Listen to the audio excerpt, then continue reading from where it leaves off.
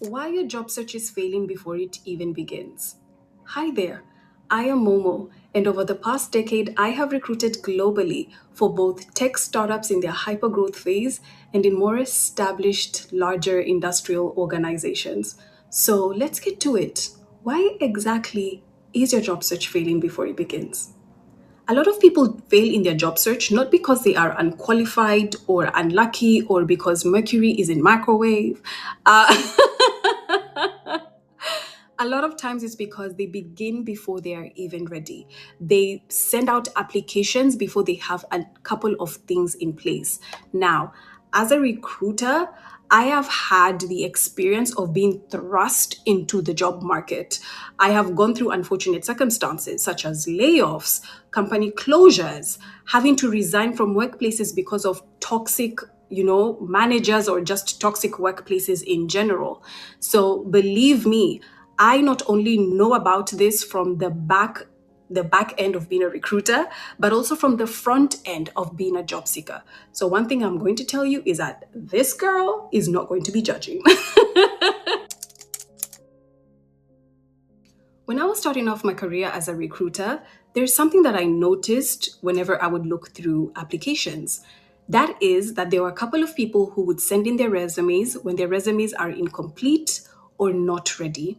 This really used to surprise me, and I'm going to be honest with you, I used to judge a lot. I used to think these people are not ready, these people are not serious, these people are crazy, they do not want the job, they just want to waste my time, they are just strolling. I'm going to reject, reject, reject. Literally, that's what I did. It was only after a couple of years when I was as a guest speaker at the Dubai Youth Hub and we were talking about, job seeker preparedness when this topic actually came up. And I think the best way I'm going to explain this to you is by giving you an example. So I don't know if you've ever participated in Secret Santa in your workplaces. So how we would do it at my workplace is that someone would come with a bowl, right? They would come with a bowl and share it with everyone in the room. And if you are interested in participating, you would write down your name on a piece of paper, whatever, and you would put it in the bowl, right? So it did not matter how you wrote your name. You could write it on a piece of paper. You could write it on a cardboard. You could write it on a cloth. You could write it on a napkin. You could write it on a shoe. You could write it on hair. Doesn't matter as long as we're able to read your name. Okay? Now, doing this was a declaration of your interest in participating in Secret Santa. Now, from what I understood from that session, was that there were a couple of people who believed that clicking on apply was them declaring their interest. Therefore, if they've declared their interest and you are interested, you just call them. They did not think that their resume had to match the role. They did not think that their resume had to give every information. It was, they were sending in a resume with their name and number, and then you can call them. Now, to tell you that my flabber was gasted.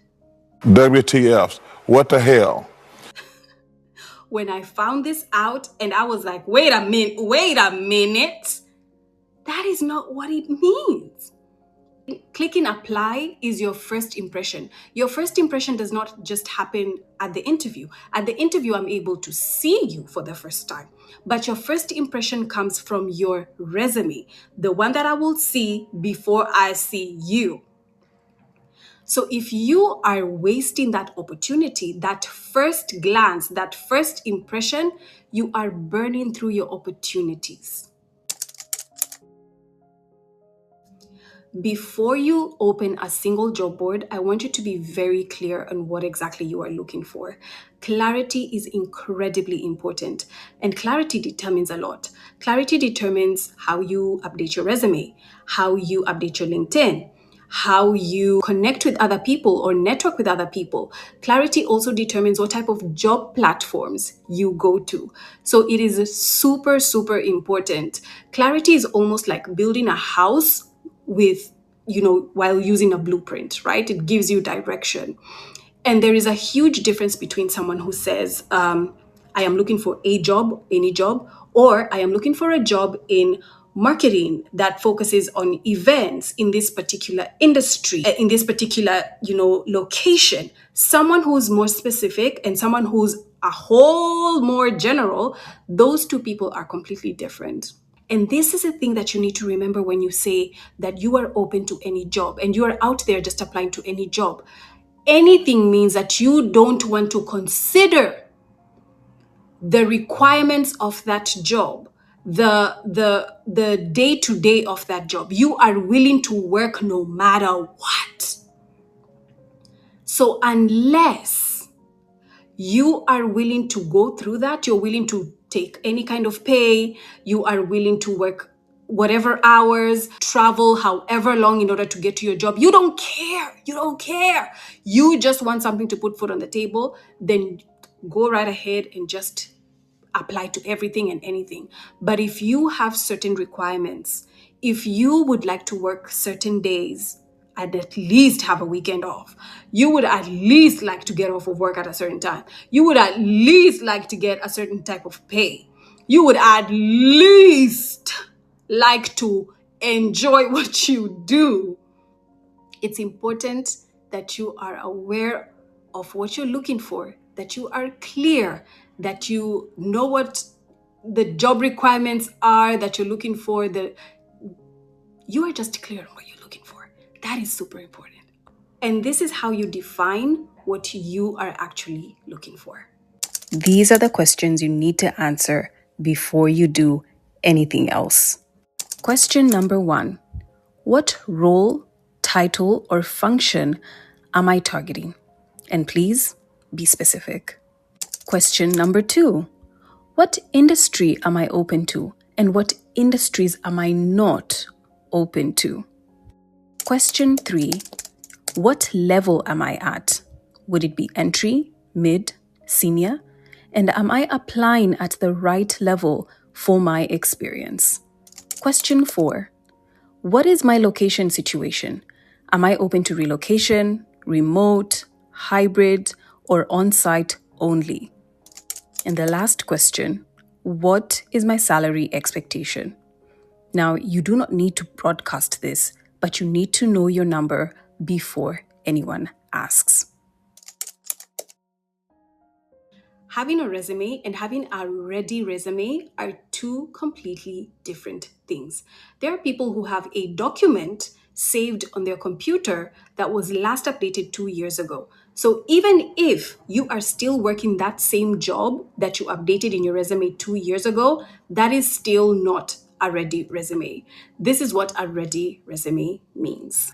A ready resume is one that reflects your most current role and responsibilities. It is also tailored to the type of role you are now going for. It has no outdated information, no broken formatting, no old contact details. It is also saved as a PDF, so the formatting does not collapse when someone opens it. And it is also named properly, your name and the word resume. That is it. Another thing that should be ready is your LinkedIn. Whenever I find a resume that I really like, I like going to their LinkedIn profile. Now, we'll be honest, sometimes it's a bit of nosiness. I sometimes want to match the amazing resume to a face, or I like to see if there is anything extra that they've offered up in their LinkedIn that they've not written on their resume. And a lot of times I would find that they would share a little bit more about the tools that they've been using, some of the certifications that they have that they probably could not fit on this 2-page document.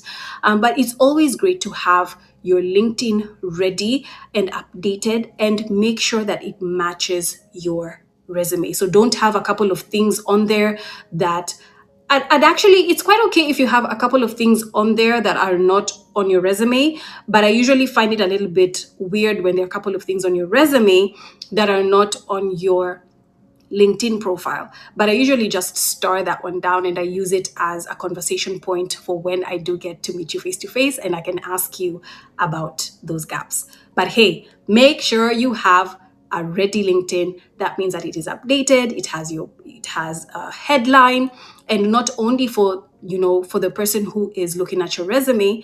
But sometimes as recruiters, we're usually headhunting and we're looking for particular people for jobs that we have that we cannot advertise. So you having an updated LinkedIn would be really good, so it's easy for someone to be able to find you. As someone who has been in that other side of the job seeker experience, it is very easy to fall into this cycle where you're just apply to any role, hoping one of them sticks. I want to tell you that it is way better for you to apply to fewer roles where you are ready, where you've done the research, where you're more strategic, as opposed to you just applying to 157,11,000 jobs in a week and hoping that one of them sticks. So it's much better that you take your time, you've done your research, you've prepared everything that you need to prepare, as we have discussed, and then you apply to those jobs. Being prepared is an investment. I know right now you might probably be sitting there and thinking, you know what, Mo, sitting down to clarify what I'm looking for might take me a day. And then updating my resume will take me a day. And then updating my LinkedIn might take me a day. And then I'll probably want to go back and update my resume again. That is another day. I'm going to be wasting 4 days when I should be applying. I should be, shooting out my resume to everyone out there. And I know it sounds counterintuitive because you do want to get, started on your job search as quickly as possible.